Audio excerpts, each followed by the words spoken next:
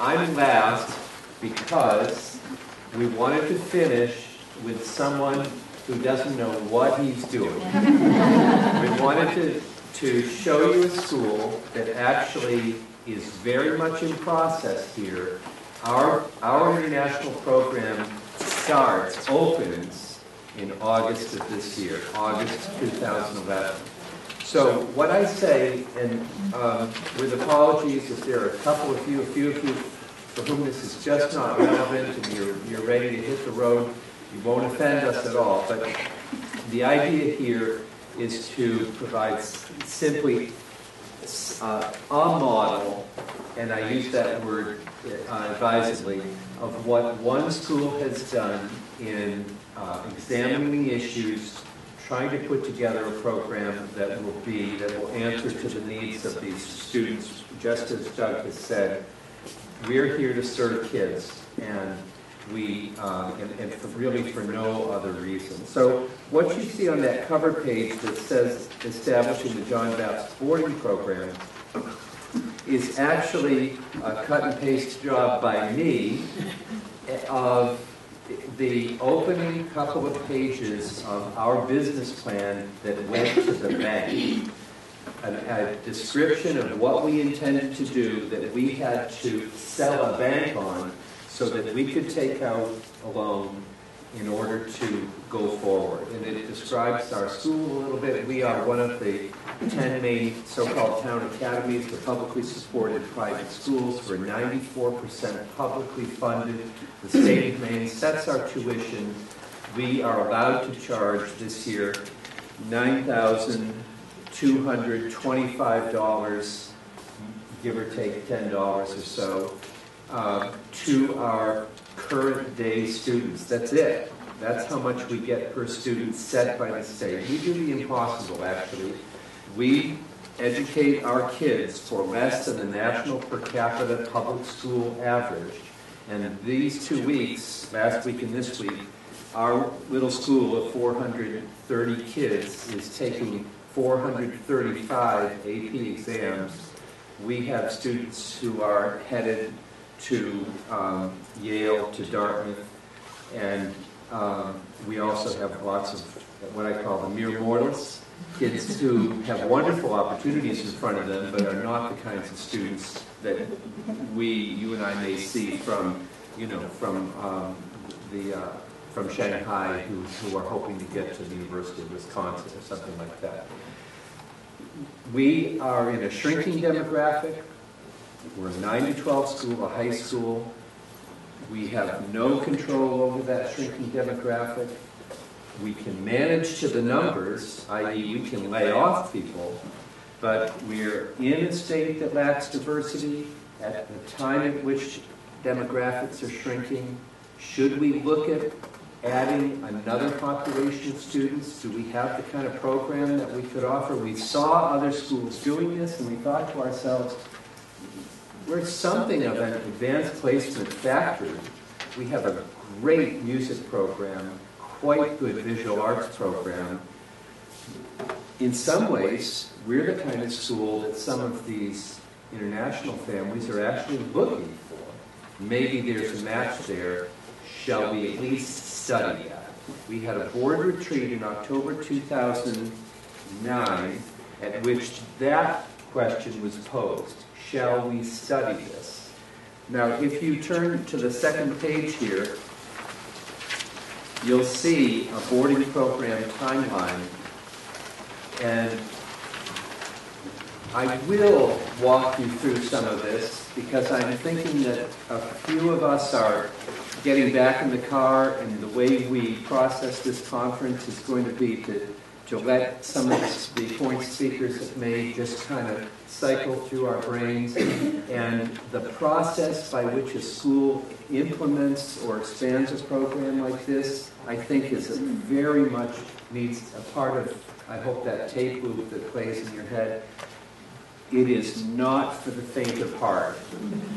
So I'm an old boarding school person because before I came to John Baptist in 2007, I was the head of Indian Springs School in Alabama, one of America's top, in academic terms, small boarding schools. from Indian Springs, this is my 4th year, so I still have students whom I worked with, taught, or managed down there. I have international students from Indian Springs currently at Dartmouth, Yale, Cornell, Columbia, Princeton, Johns Hopkins, and Caltech. We had the cream of the crop. The Caltech boy, by the way, left us after junior year when he was accepted to Caltech. He was South Korean. That's how wonderful, how brilliant he was. So I had worked with some flat-out amazing international students from many countries. As an AP English teacher, I have had many European and one South Korean student in AP English literature in my career. I've never had an international student score below a 3 on AP English literature in my whole career. There are amazing kids out there if you can find them. And then there are kids who maybe won't, take the 12 APs that Verena Knödler from Germany took 4 years ago during a 2-year period. And by the way, she had a full scholarship to George Washington as a German student. There are other students who won't have that kind of resume, but will still tremendously enrich your community, maybe as musicians, maybe as athletes, maybe just as kids who come from another culture, maybe a refugee here or there who doesn't pay a dime to come to your school, but brings something from Rwanda or another country that nobody else in your school could embody. So, background from other boarding schools, and off we went. You'll see there that I was able to travel to China in December 2008. There is a Hanban College Board sponsored trip to China. It costs $900 if you're accepted to go on this nowadays. When I went in 2008, I think it was $400 or $450. For me, I'd never been to Asia, even though I taught all these kids. I said, let's go. I've got to see China for myself. Don't know what it's going to be like. I've never even been to a communist country. I had all kinds of conceptions and misconceptions. I went just to go. That turned out to be a very helpful trip. I'll explain why in a minute. These are continuing, by the way. So if anybody here hasn't been to China yet, if you've been on a Hanban trip, you're not eligible for the next one. It's only the next generation, so to speak, of school leaders that they're interested in taking. Hanban is the sort of the cultural arm of the Chinese Ministry of Education. So I went for $450 to Beijing and Chongqing in south central China, and was able to visit schools, make contacts. I found out what a great country this is to visit. I'm the kind of person who can't sit still. Whenever they told us we were going to be in a museum for 2 hours, I spent a half an hour in the museum and then I just went walking. And by myself, never felt worried in Chongqing or in Beijing. At one point I was with a couple of other administrators, and we were stopped by 6 policemen. And they were all petrified, wondering where we were going to be taken, carried away. My colleagues, that is to say, the policemen just wanted our autographs and to take pictures and find out whether we were American, Canadian, or English. It was just so much fun to be there. All right, we had a board retreat where we had to ask the question, and this was driven partly by finances. That's October 2009. We decided to study. We had to allocate a certain amount of money, less than $20,000 for travel and consultant expenses and other things, to do this study. I knew a guy named Doug Cummings, and I called him and I said, will you help me? And the reason that you want a consultant to help you if you go down this road is you do not want to create a situation where it's your program, right? You want that neutral, expert witness to talk to your board so that you don't get to that point where it's all on your shoulders, even though by the time all is said and done, we all know it's all on our shoulders, right? We formed a boarding study committee with some key board members, 2 faculty members, head of our math department, head of social studies. We wanted faculty buy-in. We wanted people talking about this in the staff room and so on. over a period of months, we visited several other schools, 5 or 6, 7 other schools, I think, altogether in northern New England. And we had a board member who is a self-styled Excel master, who over a period of approximately, I guess it would be about 9 months, did no fewer than 24 versions of the financial modeling that might be necessary. A lot of assumptions built into this Excel spreadsheet, but version after version after version to show us, show me, show himself, show the other board members whether this could work. And we looked at all permutations of boarding and homestays. So on it goes, visiting schools, February, March 2010. At the same time, before we voted to do it, we were already investigating housing options. We had to. One of the biggest item in the spreadsheet was the cost to house students if we were going to go down this road. So even though we didn't know whether we were going to do the program, we were looking at real estate in Greater Bangor. I should have brought a map just to show you where in the world I'm from, right? It's a fair distance from here. It's actually the last outpost, right? After Bangor, you just hop, skip, and the jump, and you're at the Arctic Circle.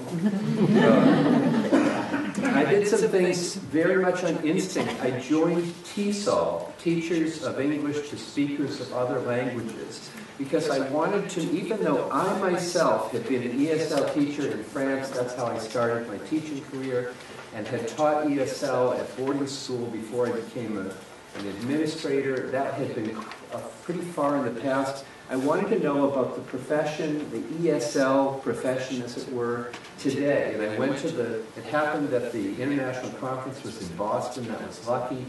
And I saw that ESL, TESOL, is this tremendously vibrant professional organization and profession unto itself, and that I needed to respect that. There's so much research in teaching English to speakers of other languages. It's, we heard earlier, we don't want to hand this to the English department. This is a different department.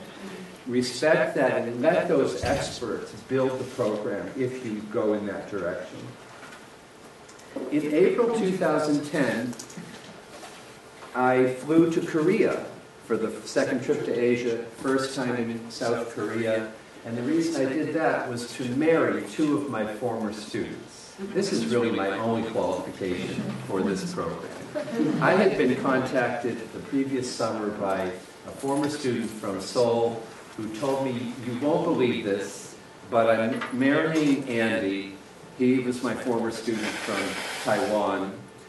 And we had looked at your school calendar and set the date for when you're on spring break. So obviously I couldn't say no. That got me to Korea. One of the things that happened in Korea was I was on the streets of Jeju City. That's on an island south of the mainland.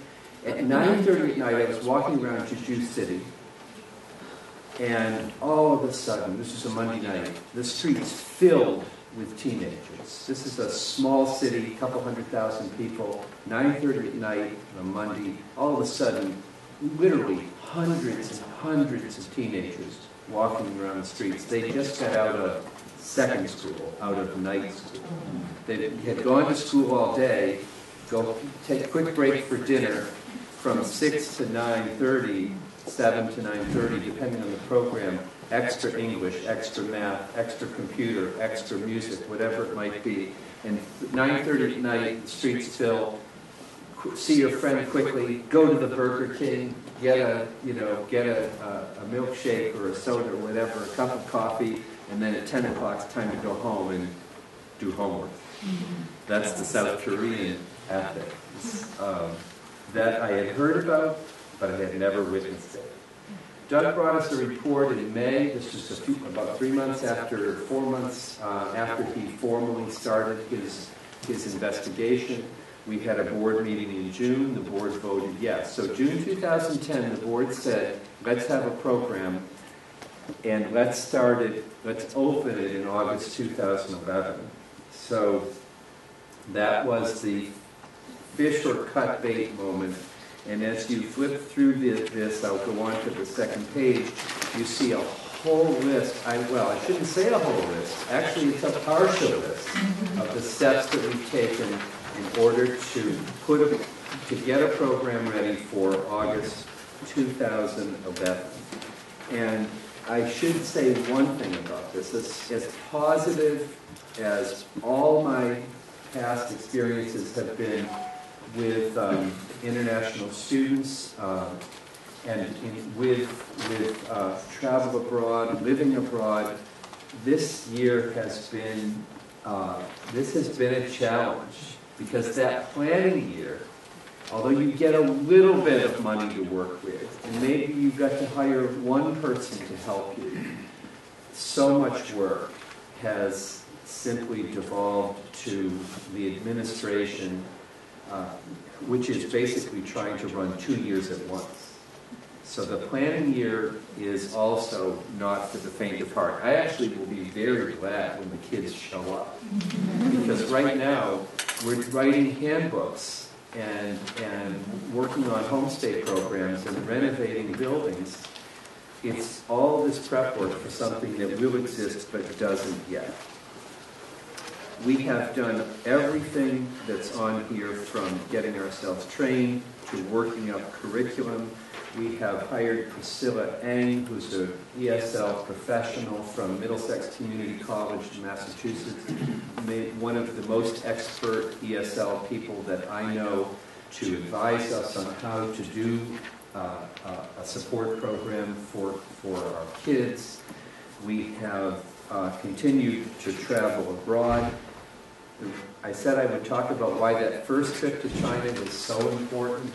So important because now when we travel to China, we can travel by ourselves. We have contacts in China.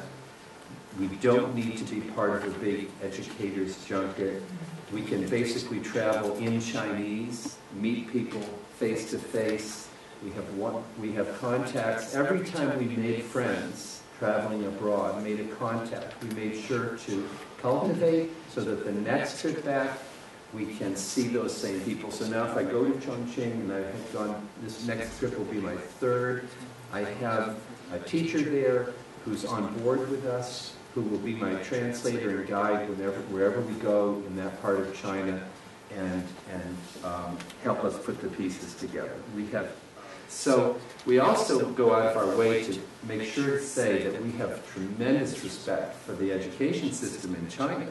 I have been toured, well, I took the tour of Chongqing Middle School number 1, 10,000 students in, now middle school in China is what we would call junior high school, senior high school, 7 through 12. Junior 1, 2, 3, senior 1, 2, 3.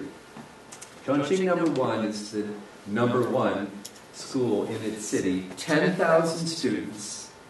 The principal of the school says, oh yeah, he's been to Boston, he's been to New York, yeah, I've been to San Francisco. He says, yeah, I've been to Harvard, I visited there, I looked at Tufts. He quotes at lunch, he quotes the Lord's Prayer from memory. He's Buddhist. He's a very urbane cosmopolitan guy. As we tour middle school number 1, he's pointing and saying, oh, and this is the ancient museum that's part of our campus. This is the Olympic soccer field. We're the number 2 soccer team in China. I thought, wait a minute. Chinese schools don't care about sports. Well, they're the number 2 high school soccer team in China, and they've got an Olympic turf field right there in the middle of the city. And then he says, and this is our hotel. Schools in China have to be entrepreneurial and do things to help their bottom line. Chongqing number 1 runs its own hotel right on its campus. It's unbelievable what you see. One of the reasons to go and then to go back is to make those kinds of personal contacts. The other is it will help us to stop generalizing and getting things wrong, because things are changing in China with breathtaking speed. I always said it takes longer for Searsmont, Maine, which is the little town where I have a log cabin, in town meeting to vote on the snowplow contract than it takes the Chinese government to decide to allocate $50 billion to to become the world's leader in high-speed rail transport. And I would love to tell you that that's an exaggeration, but it actually isn't. Things that we take days and days that are very small to make decisions about are made centrally. Decisions are made centrally, and China is on the move. But here we go. We are about to welcome approximately 35 or 40, mostly Chinese international students next August. We have way more applicants than we could take. We are now looking at buying another property in Bangor for the overflow.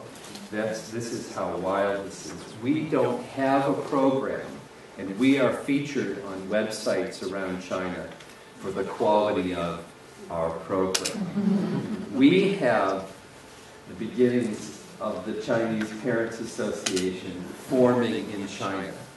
One of our applicants told me that she has now set up an email through what's called QQ. She's set up a little email group in China, their version of Hotmail, with 10 of the other John Baptist students, and they have formed a John Baptist Chinese student organization. She doesn't even know these kids. It's all online. We have very little diversity in our program outside China. Only Vietnam and then the American kids for whom we have incentivized their joining the boarding program so that there will be 5 or 6 native English speakers in the dorms. We're a little bit sorry that there isn't more diversity, but here we go. We'll continue to work on that. You know what we found out? We actually, in the future, don't need to recruit so much in China. We need to recruit in Vietnam, Thailand, places we've gone, by the way, South Korea, Japan, the Middle East, but we have to just keep going back to try to get to the point where our program attains the maturity of some of yours so that we're more attractive to, say, Europeans, Middle Easterners, other Asians. So that, as I say, is just meant to help you have some idea of a process in your mind. It's extremely work-intensive. I would love to tell you that it's been easy working with the state of Maine, the city of Bangor, all the entities. It has not. Fortunately, the bank is supportive. But at least I know that the kids are coming. They'll pay for the program.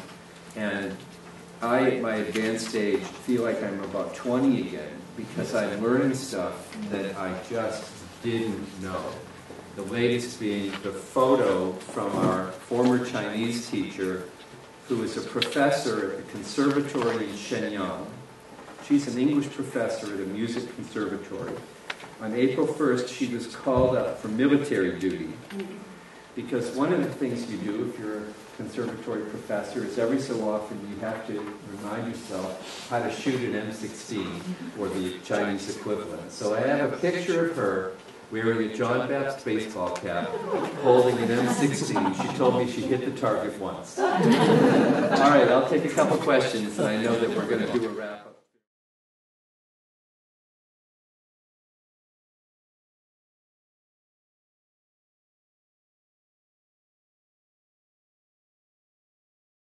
Boarding residential applications have run 8-to-1. That's the dorm homestay ratio for us. Now, your situation may be different, but I don't believe there's an inexhaustible homestay market out there. There are an awful lot of people getting into this.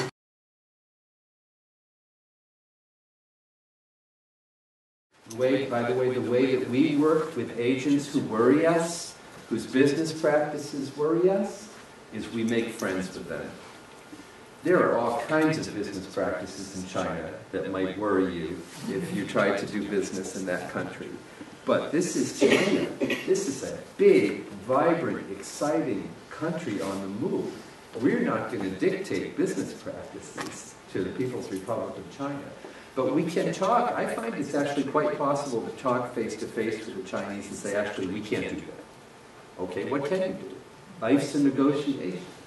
I think Tom, by the way, is right. The Chinese economic situation is dynamic. This is not a student, I don't believe this is a flow of students that will continue indefinitely.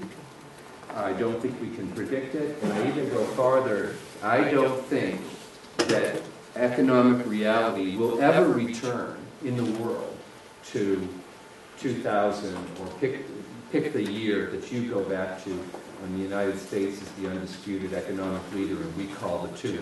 I know it looks like it's a housing bubble that got us where we are today, but don't count on a big rebalancing of the world economy when you have China taking off the way it is. We'll have to get used to some new realities.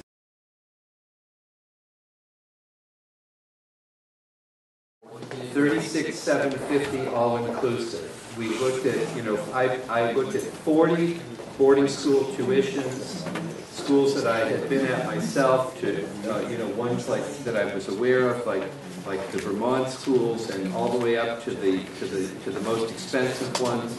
And we, as you know, $36,750 we're sort of in the low middle, all-inclusive, because I didn't want to negotiate with folks over ESL fees. We had schools tell us that where there are ESL fees, people try to have, parents want to know, when can I get out of that? When can you mainstream my student? We just said, here it is, $36,750 all-inclusive. And it's hard to make a lot of money with that number, but in Bangor, Maine, the cost of living is not particularly high, real estate is low. That might not work at all in Connecticut or Massachusetts.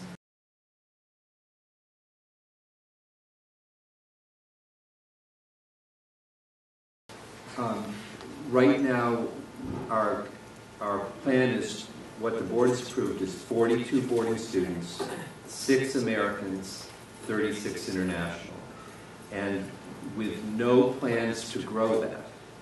Now, could we grow it, and are there pressures to do so? Sure. But I'm very concerned about having a program that's all Chinese. I want to work toward diversity. And, speaking of managing to the numbers, we have to figure out how to make this work. We don't make profit in the school world. So I just am concerned about having a school that's, what if I have 80 Chinese kids next year and 2 kids from Vietnam and 1 student from Japan? I'm not running an international boarding program, I'm running a Chinese boarding program. We'll run it really, really well. We'll do the best we can, of course.